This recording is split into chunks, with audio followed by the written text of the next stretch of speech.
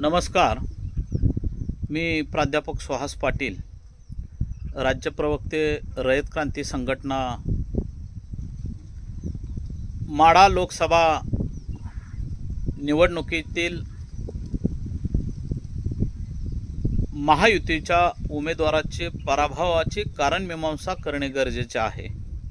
आणि त्या अनुषंगाने या मतदारसंघात निवडणुकीच्या दरम्यान या मतदारसंघातील मतदारांचा कौल हा विरोधी बाजूने का गेला याच्यावरही उहापोह करणं गरजेचं आहे। भारतीय जनता पार्टीने विद्यमान खासदार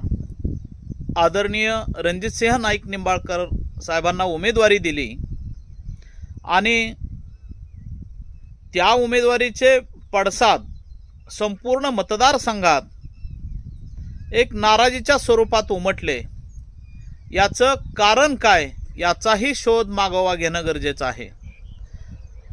भारतीय जनता पार्टीने माढा लोकसभा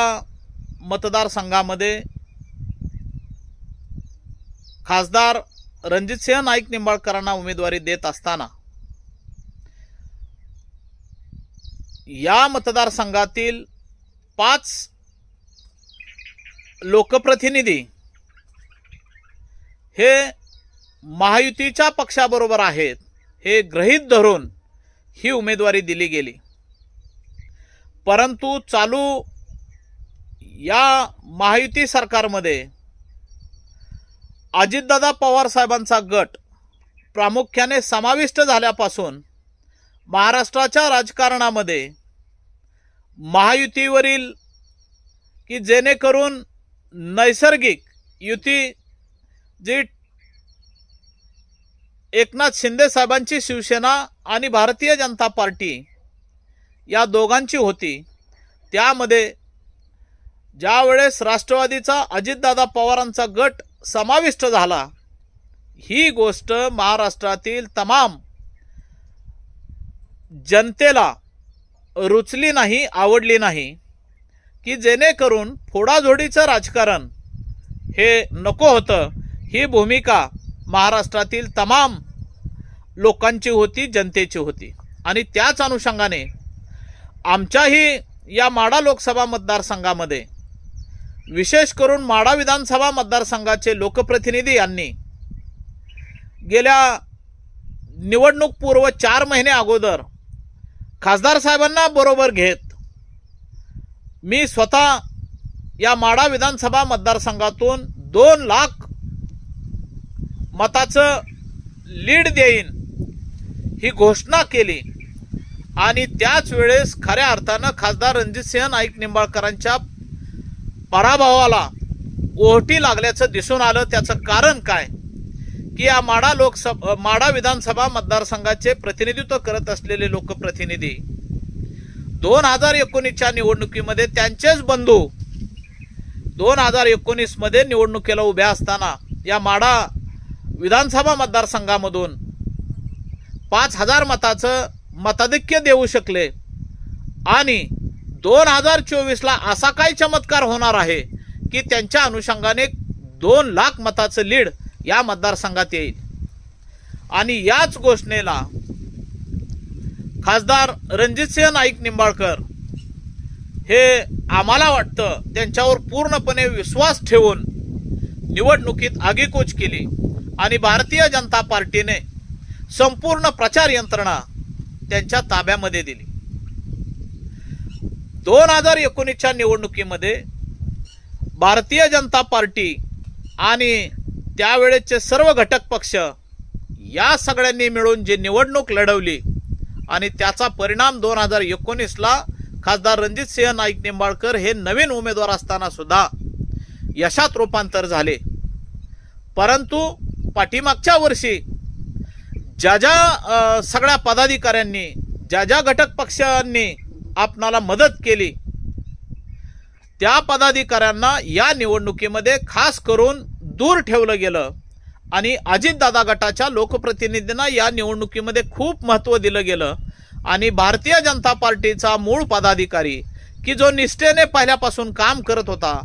बूथनिहाय कमिटीवर तो काम करायचा, बूथ एजंट म्हणून काम करायचा, तो या निवडणुकीत खूप लांब गेलेल्याचं दिसून आलं आणि त्याचा परिणाम संपूर्ण लोकसभा निवडणुकीमध्ये फटका बसला। आम्ही घटक पक्ष म्हणून सुद्धा या निवडणुकीमध्ये खूप प्रामाणिकपणे काम केलं, परंतु आम्हाला भारतीय जनता पार्टीने कोणत्याही पद्धतीने विश्वासात घेतलं नाही, याचीही खंत आम्हाला आत्ताही आहे। त्याचं कारण आहे की आम्ही रयत क्रांती संघटना एक घटक पक्ष म्हणून भारतीय जनता पार्टी बरोबर काम करत असताना शेतकऱ्यांचे प्रश्न सातत्याने मांडत आलो आणि आम्ही मांडलेले प्रश्न या महायुती सरकारने सोडवले पण, परंतु या निवडणुकीमध्ये आम्हाला सापत्न वागणूक देण्याची भूमिका आज अजितदादा गटाच्या या माढा विधानसभा लोकप्रतिनिधींनी केली। ही भूमिका आमच्या रयत क्रांती संघटनेच्या कोणत्याही पदाधिकाऱ्याला रुचलेली नाही आणि त्याच अनुषंगाने आज भारतीय जनता पार्टीचा जो हा महायुतीचा माढा लोकसभा मतदारसंघ जो या निवडणुकीमध्ये अपयशी ठरला, याला प्रामुख्याने कारण आहे की अजितदादा गटांचे या मतदारसंघातील लोकप्रतिनिधी म्हणून जे काम करत आहेत, त्यांच्या या उद्घोषणेचाही परिणाम या मतदारसंघात झाला। त्याचप्रमाणे त्यांच्याबरोबरील त्यांच्या संपर्कातील जेवढे सगळे कार्यकर्ते पदाधिकारी वेगळ्या पद्धतीनं काम करत होते, हे आम्हाला उभ्या निवडणुकीत दिसत होतं, परंतु आम्ही कुणाला ही गोष्ट सांगायची या बाबतीत सुद्धा प्रश्न सातत्याने निवडणुकीमध्ये पडत राहायचा। कारण का पॅचअप करणारी जी एक यंत्रणा खासदार साहेबांची या मतदारसंघामध्ये असावायला पाहिजे होती, ती कुठंच आम्हाला दिसून आली नाही। म्हणून खासदार साहेबांचा रणजितसिंह नाईक निंबाळकरांचा पराभव हा फक्त आणि फक्त या तालुक्याचे लोकप्रतिनिधी की जे करून अजितदादा गटाचे प्रतिनिधित्व करतात त्यांच्यामुळेच झाला। त्यांनी ही निवडणूक खूप सहजासहजी घेतली। या निवडणुकीमध्ये त्यांनी आपल्या स्वतःच्या कार्यकर्त्यांना पदाधिकाऱ्यांना सुद्धा खास करून आदेश दिले नाहीत आणि ही निवडणूक लोकसभेची निवडणूक ही फक्त आभासात्मक दाखवली गेली आणि त्याचा परिणाम भारतीय जनता पार्टीला या निवडणुकीमध्ये पराभवाला सामोरं जावं लागलं। या निवडणुकीच्या निमित्ताने मी पुढे भारतीय जनता पार्टीने स्वतः जे पदाधिकारी आहेत त्यांना विश्वासात घेणं गरजेचं आहे, पराभवावर चर्चा व कारण मीमांसा करणं गरजेचं आहे। तसेच भारतीय जनता पार्टी बरोबर जे घटक पक्ष म्हणून काम करत आहेत त्यांनाही बरोबर घेऊन त्यांच्याबरोबर विचारविनिमय करून आज या मतदारसंघात वाटचाल करण्याची गरज आहे। नाहीतर पुढे भविष्यातील विधानसभा निवडणूक आज 4 महिन्यावर टप्प्यावर आली असताना आपणाला विधानसभेचा निकाल पुढे भविष्यात वेगळा लागल्याशिवाय राहणार नाही आणि त्याच अनुषंगाने मी भारतीय जनता पार्टीच्या मुख्य समन्वयकांना या माध्यमातून आवाहन करेन की आपण या निवडणुकांची पराभवाची मीमांसा करण्यासाठी चर्चेसाठी आपण सगळ्यांना बरोबर घेऊन यावर चिंतन करावं आणि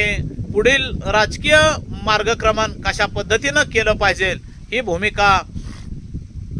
आपण सर्वांनी मिळून घेतली तरच पुढे भविष्यात आपणाला यश मिळेल